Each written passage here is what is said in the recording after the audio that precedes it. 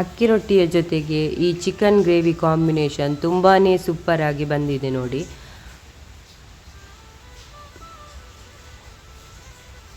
ನೋಡಿ ಇಷ್ಟು ತಿಕ್ಕಾಗಿ ಬರಬೇಕು ಈ ಚಿಕನ್ ಗ್ರೇವಿ ಕೂಡ, ತುಂಬ ನೀರಾಗಿರಬಾರ್ದು.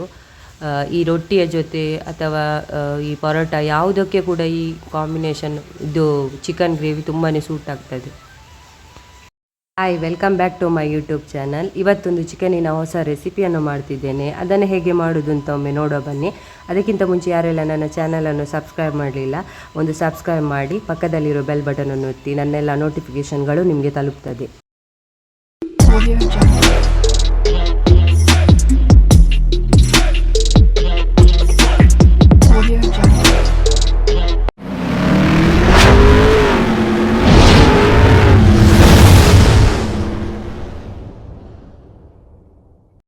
ಈಗ ಒಂದು kg ಚಿಕನನ್ನು ತಗೊಂಡಿದ್ದೇನೆ. ಇದನ್ನೊಮ್ಮೆ ಕರೆಕ್ಟಾಗಿ 2 ಸಲ ತೊಳೆಯುವ. ನಂತರ ನೋಡಿ ಇದಕ್ಕೆ ಒಂದು ಮಸಾಲೆಯನ್ನು ಕೂಡ ರೆಡಿ ಮಾಡುವ. ಇದೊಂದು ಬೇಗನೆ ಆಗ್ತದೆ, ಒಂದು 10 ನಿಮಿಷದೊಳಗೆ ಆಗ್ತದೆ ಈ ಪದಾರ್ಥ. ಬಾಯ್ಲರ್ ಚಿಕನ್ ಆಗಿರೋದ್ರಿಂದ ಬೇಗನೆ ಆಗ್ತದೆ. ಈಗ ಮೊದಲಿಗೆ ಒಂದು ಪ್ಯಾನಿಗೆ ಸ್ವಲ್ಪ ತೆಂಗಿನ ಎಣ್ಣೆಯನ್ನು ಹಾಕಿ 15ರಿಂದ 20 ಉದ್ದ ಮೆಣಸನ್ನು ತಗೊಳ್ಬೇಕು. ನಿಮ್ಮ ಖಾರಕ್ಕೆ ಅನುಗುಣವಾಗಿ ತಗೊಳ್ಳಿ. ನಾನಿಲ್ಲಿ 20 ಮೆಣಸನ್ನು ತಗೊಂಡಿದ್ದೇನೆ. ಯಾಕಂದರೆ ಇದಕ್ಕೆ ತೆಂಗಿನಕಾಯಿ ಸ್ವಲ್ಪ ಹಾಕಿರೋದ್ರಿಂದ ಸ್ವಲ್ಪ ಖಾರವಾಗೇ ಬೇಕಾಗ್ತದೆ. ಹಾಗಾಗಿ ಇದನ್ನೊಮ್ಮೆ ಚೆನ್ನಾಗಿ ಹುರಿಯುವ ಮೆಣಸನ್ನು.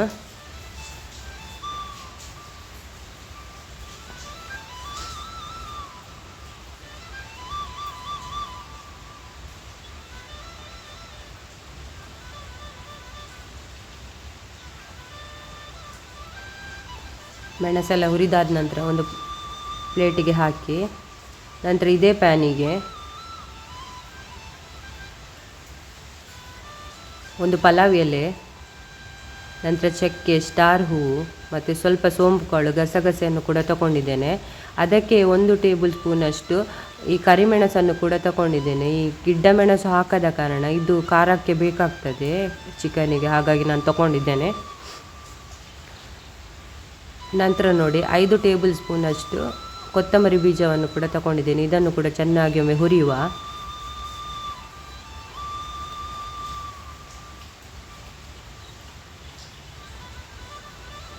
ಇದು ಸ್ವಲ್ಪ ಹುರಿದಾದ ಮೇಲೆ ಇದಕ್ಕೆ ಒಂದು 2 ಟೇಬಲ್ ಸ್ಪೂನಷ್ಟು ಜೀರಿಗೆ ಕೂಡ ಹಾಕಿಕೊಂಡಿದ್ದೇನೆ.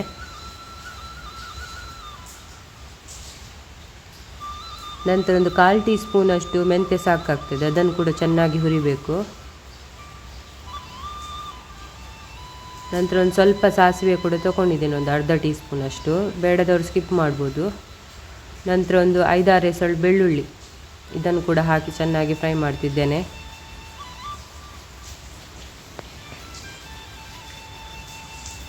ನಂತರ ಇದಕ್ಕೆ ಕಟ್ ಮಾಡಿ ಇಟ್ಕೊಂಡಿದ್ದಂತಹ ಒಂದು ಈರುಳ್ಳಿಯನ್ನು ಕೂಡ ಹಾಕ್ತಿದ್ದೇನೆ. ಇದನ್ನು ಸ್ವಲ್ಪ ಬಾಡಿಸ್ಬೇಕು ಇದರಲ್ಲಿ. ನಂತರ ನೋಡಿ ಒಂದು 1/4 ಕಪ್ಪಿನಷ್ಟು ತೆಂಗಿನ ತುರಿ, ಸ್ವಲ್ಪ ಸಾಕಾಗ್ತದೆ, ಜಾಸ್ತಿ ಹಾಕೋದು ಬೇಡ. ಇದನ್ನು ಕೂಡ ಸರಿಯಾಗಿ ಫ್ರೈ ಮಾಡಬೇಕು. ಇದಕ್ಕೆ ಒಂದು ಸಣ್ಣ ತುಂಡು ಹುಳಿಯನ್ನು ಕೂಡ ಸೇರಿಸಿಕೊಳ್ಬೇಕು. ಚೆನ್ನಾಗಿ ಫ್ರೈ ಮಾಡಿದ ನಂತರ ಇದನ್ನೊಮ್ಮೆ ಕರೆಕ್ಟಾಗಿ ರುಬ್ಬಿ ತರುವ, ಫೈನ್ ಪೇಸ್ಟ್ ಆಗಿ.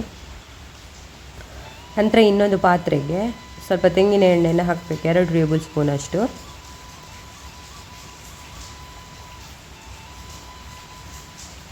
ನಂತರ ಒಂದು 5-6 ಎಸಳು ಕರಿಬೇವು ಕೂಡ ಇದಕ್ಕೆ ಸೇರಿಸ್ಕೊಳ್ಬೇಕು.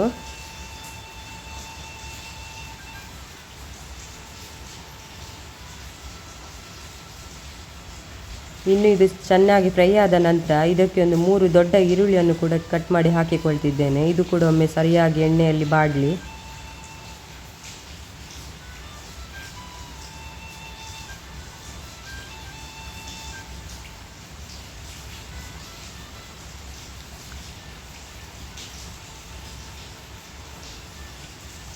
ಇದು ಈರುಳ್ಳಿ ಸ್ವಲ್ಪ ಬಾಡಿದ ನಂತರ ಒಂದು ಸಣ್ಣ ಟೊಮೆಟೊವನ್ನು ಕೂಡ ಕಟ್ ಮಾಡಿ ಇದಕ್ಕೆ ಹಾಕಿಕೊಳ್ತಿದ್ದೇನೆ. ಇದನ್ನು ಕೂಡ ಚೆನ್ನಾಗಿ ಒಮ್ಮೆ ಫ್ರೈ ಮಾಡುವ.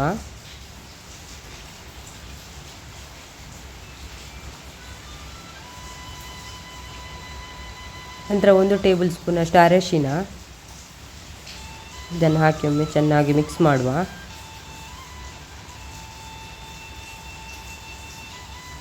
ನಂತರ ತೊಳೆದಿಟ್ಟಂತಹ ಚಿಕನನ್ನು ಕೂಡ ಇದಕ್ಕೆ ಸೇರಿಸಿಕೊಳ್ಳುವ.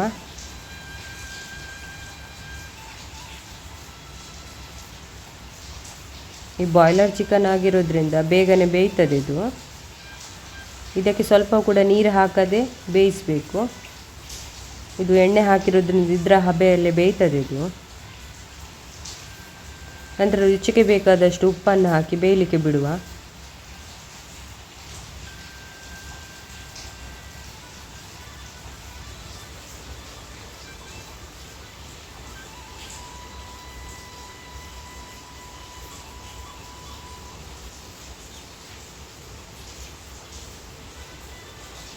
ಈಗ ನೋಡಿ, ಒಂದು 5 ನಿಮಿಷ ಕಳೆದ ನಂತರ ಚೆನ್ನಾಗಿ ಬೆಂದಿದೆ ನೋಡಿ. ಇದು 5ರಿಂದ 10 ನಿಮಿಷದೊಳಗೆ ಬೇಯ್ತದೆ ಇದು. ನಂತರ ಇದಕ್ಕೆ ನಾವು ಗ್ರೈಂಡ್ ಮಾಡಿ ತಂದಂಥ ಮಸಾಲೆಯನ್ನು ಕೂಡ ಸೇರಿಸಿಕೊಳ್ಳುವ. ತುಂಬ ನೀರಾಗಿ ಗ್ರೈಂಡ್ ಮಾಡಬೇಡಿ, ಈ ರೀತಿಯಾಗಿ ಸ್ವಲ್ಪ ತಿಕ್ಕಾಗಿ ಇರಲಿ ನೋಡಿ. ಇದನ್ನೊಮ್ಮೆ ಕರೆಕ್ಟಾಗಿ ಮಿಕ್ಸ್ ಮಾಡಿಕೊಳ್ಳುವ. ಇನ್ನು ಇದಕ್ಕೆ ಸ್ವಲ್ಪವೇ ಸ್ವಲ್ಪ ನಾನು ನೀರು ಸೇರಿಸಿಕೊಂಡಿದ್ದೇನೆ, ಜಾಸ್ತಿ ಹಾಕಲಿಲ್ಲ ನೋಡಿ. ಈಗ ಒಂದು 5-10 ನಿಮಿಷ ಕುದಿದ್ರೆ ಸಾಕಾಗ್ತದೆ ಇದು. ಈಗ ಕುದಿದಿದೆ, ಇನ್ನು ಸ್ವಲ್ಪ ಕೂಡ ಕುದೀಲಿ ಸ್ವಲ್ಪ ಹೊತ್ತು. ಈ ಗ್ರೇವಿಯನ್ನು ಪರೋಟಕ್ಕೆ, ಚಪಾತಿಗೆ ಯಾವುದಕ್ಕೆ ಕೂಡ ಯೂಸ್ ಮಾಡ್ತಾರೆ ನೋಡಿ. ಈಗ ಕರೆಕ್ಟಾಗಿ ಕುದೀತಾ ಬಂತು. ಈಗ ರೆಡಿ ಆಯಿತು ಕೂಡ ಇದು. ಇನ್ನು ಇದಕ್ಕೆ ಕೊನೆಯದಾಗಿ ಒಂದು ಕೊತ್ತಂಬರಿ ಸೊಪ್ಪನ್ನು ಹಾಕಿದರೆ ಆಯಿತು. ಅದಕ್ಕಿಂತ ಮುಂಚೆ ಕರೆಕ್ಟಾಗಿ ಒಮ್ಮೆ ಮಿಕ್ಸ್ ಮಾಡುವ.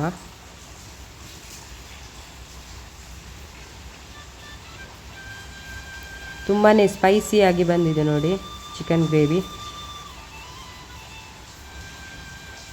ಕೊನೆಯದಾಗಿ ಕೊತ್ತಂಬರಿ ಸೊಪ್ಪನ್ನು ಕೂಡ ಸೇರಿಸ್ಕೊಳ್ತಿದ್ದೇನೆ. ಈಗ ನಮ್ಮ ಚಿಕನ್ ಗ್ರೇವಿ ರೆಡಿಯಾಗಿದೆ ನೋಡಿ.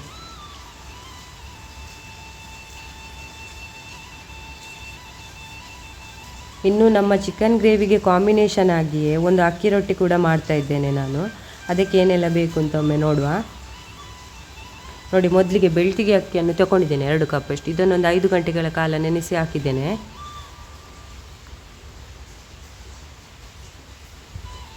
ನಂತರ ಇದನ್ನು ಕುಚಲಕ್ಕಿಯನ್ನು ತಗೊಂಡಿದ್ದೇನೆ 1 ಕಪ್ಪಷ್ಟು.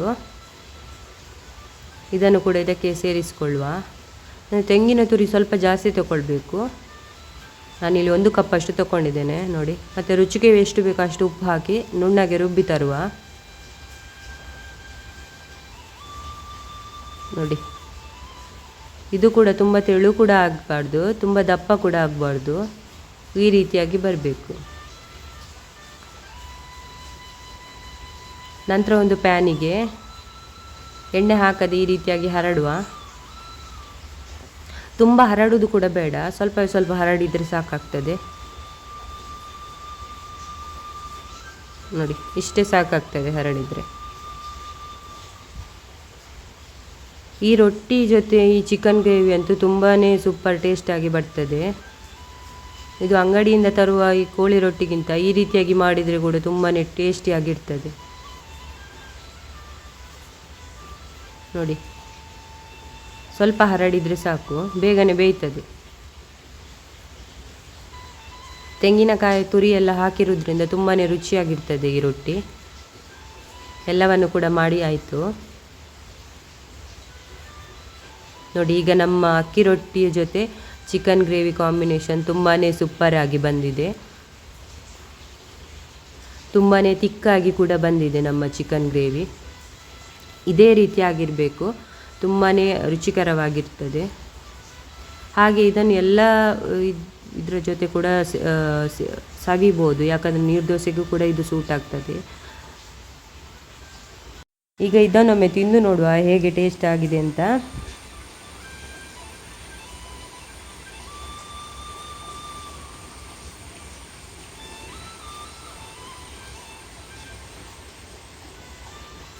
ತುಂಬಾ ಸೂಪರಾಗಿ ಬಂದಿದೆ ನೋಡಿ. ಇದು ಖಾರ ಕೂಡ ತುಂಬಾ ಸೂಪರಾಗಿ ಉಂಟು, ಜಾಸ್ತಿ ಖಾರ ಕೂಡ ಇಲ್ಲ